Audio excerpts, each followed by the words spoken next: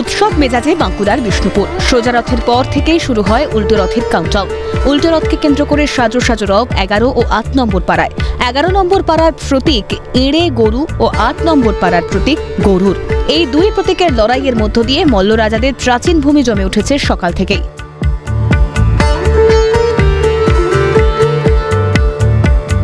মাধবগঞ্জের 11 নম্বর পাড়ার রথে সওয়ার হন রাধা মদন গোপালজিও। সকালে মন্দির থেকে ঠাকুর বের করে রথে বসিয়ে রথের রশিতে টান দেওয়া হয়। সন্ধে নামলেই বর্ণাঢ্য শোভাযাত্রা করে ঠাকুরকে ঘোরানো হয় পুরো বিষ্ণুপুর শহর।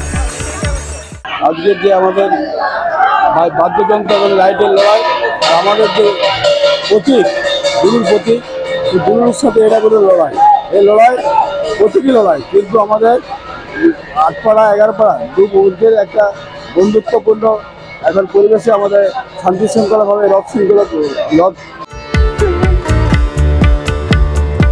অন্যদিকে 8 নম্বর পাড়ায় কৃষ্ণগঞ্জের রথে সওয়ার হন রাধালাল জিউ, কৃষ্ণ রায় ও গোবিন্দ রায় জিউ। সকালে রথের রশিতে টান পড়ে। সন্ধ্যে নামলেই সজ্জিত চৌটারে পুরো শহর ঘোরানো হয়। নিরাপত্তায় মুড়ে ফেলা হয় পুরো শহর।